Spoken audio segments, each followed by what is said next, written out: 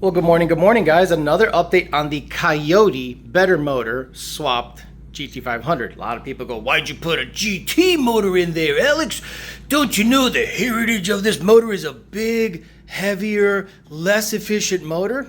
Oh, yeah, I totally know that. While that motor is being rebuilt, again, I have an illuminator. That's right. This is not a GT motor. Everyone that says this is a GT motor goes, why'd you put a GT motor in there? I'm like, last time I checked, GT motors don't come with forged rods and pistons. But anyway, what I'm going to do today is try to get the car started. I got to get the motor mount situated. I have the computer situated, the grounds. I got to put a tune in it. I'm going to put a cold air, but I'm going to keep the radiator out of it. A lot of you said that they make some spacers and adapters to be able to use the stock radiator and a neck down thing. And I thought, nah, I'd rather just not use any weird stuff, put the hoses right on the radiator. So I bought a Mishimoto radiator that should show up. Actually, it's already at power by the hour. So what I have to do is pick it up, but I wasn't able to pick it up last week. I also have to configure the fuel system in a weird way because the fuel rail is a stock fuel rail for now. Again, this is just to get it started. Once it's started, I have to verify that the cams are moving, because if not, then I have to take the whole front cover apart again and do all that work all over again. And I really don't want to do that with the blower and all that stuff installed. So I got to configure the fuel system so that it's a single feed and block off the other 4 lines under the car, because it's a Y under the car. Got to get trans fluid in it, got to get brake fluid in it, got to bleed the clutch, got to do all that stuff. But again, a lot of guys were really up in arms because I put a better, smaller, more efficient motor in a Shelby. And they're like, no, it's a GT now. Well, you know, that's a very interesting conversation. Let's talk about that real quick. What makes a GT500 a GT500? The chassis or the motor? The motor, for those of you that say the motor, so that means if I put a 5.4 in that out there, that becomes a Shelby? No, Alex. Oh, so is it the chassis, the car, and VIN number, or is it the motor? Because if I put a Coyote in it, you guys say it's a GT, even though it's an illuminator. So if a Coyote makes a Shelby a GT, does a Trinity make a GT a Shelby? No? Got it. Shut the fuck up. All right, let me get going on this guy. Do as much as I can before I give you an update. Hopefully we can have it running today. I think I got, yes, don't mind that. It looks gay, but again, just to verify stuff. I think I got everything situated. Fuel line, I don't have the clutch bled, but who cares? I just want to data log the engine, and once everything is good, I can do clutch bleeding, drivetrain check, everything. So let me get a battery in it, get a tune on it, and let's see if it starts. Okay, it's Sunday, and I built a tune for it. I have verified there are no leaks in the fuel system by pressurizing it. So now it's just a matter of waiting. There will be no radiator fan on it, but if everything goes well, meaning if the car starts, does not act wonky, fuel trims are good, and the cams are good, I'll see about maybe temporarily putting on the stock radiator with some kind of adapter situation. Or if not, I'll wait till Monday, pick up the radiator at power by the hour, put it on with the proper hoses, fill it up with water and a little coolant, and see how everything works out and run it for a long time. But for now, make sure the cams are good, make sure the thing starts mechanically, make sure the motor doesn't click clack. So that's what's gonna be the test for today. So fingers crossed, please start, please don't make any noise, please cams process. So let me data log, yes, normal, and I will do it live. Fuck it, I'm not gonna, that's right. Very nervous, because, I have to take everything apart if shit goes sideways. So let's see how everything goes. Okay, there we go. Alright. It's weird, the starter stops. It should kind of keep going until it starts.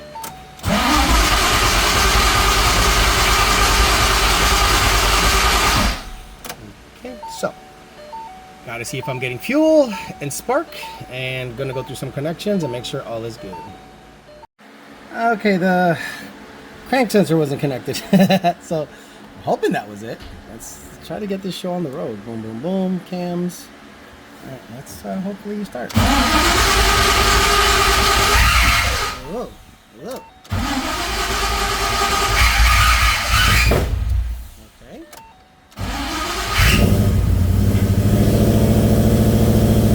All right, that's a real deal start. No bullshit. So we'll see what the cams are doing.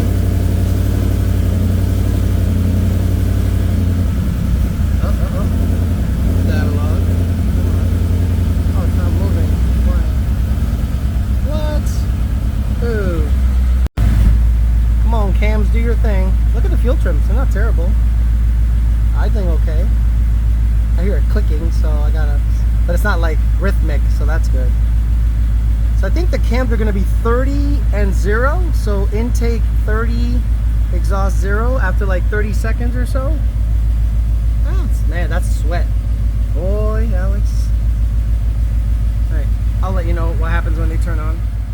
So after running the car, I got a bunch of circuit codes, so that means the cam sensors aren't connected properly, so I gotta orient them in such a way to make sure they read properly. So I'll go over my connections, but she's running, just so you hear it. Oh yeah, that's smooth idle. A little smoky, but hey, whatever. Alright, let me turn it off and check my connection. Okay, got it started, got oil pressure. Still don't have VCT sensors reading, but a couple of things happened while I was checking other things. I think this is a Gen 2 throttle body because it gave me a throttle AB correlation code. So I'm like, uh-oh, this might be a Gen 2 throttle body. This might be a Gen 2 intake. Jake just gave me whatever he had. He suspected it was Gen 1, but it might be Gen 2. So no fault of his own. I will just switch up that throttle body or just shove a Gen 1 throttle body on it.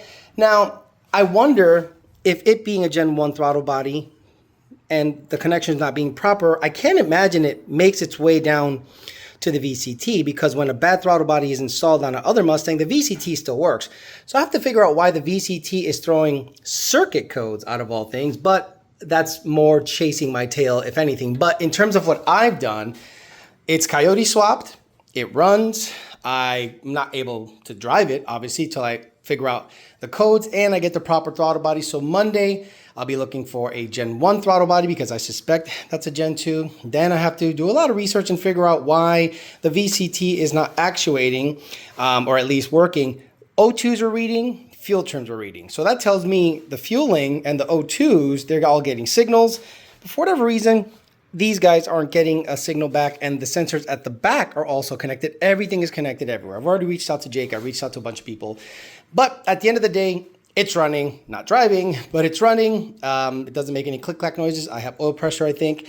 So once I figure out everything else with the Coyote swap Shelby saga, I will get you guys some updated information. But she runs. Hopefully I can get the guy acting right, and then I can test out the transmission, shift it a little bit, drive it around the neighborhood dirty, and then we can then wait for a blower and see what we're going to do with this car with a blower with low compression illuminator. Again, this is an illuminator, not a GT motor.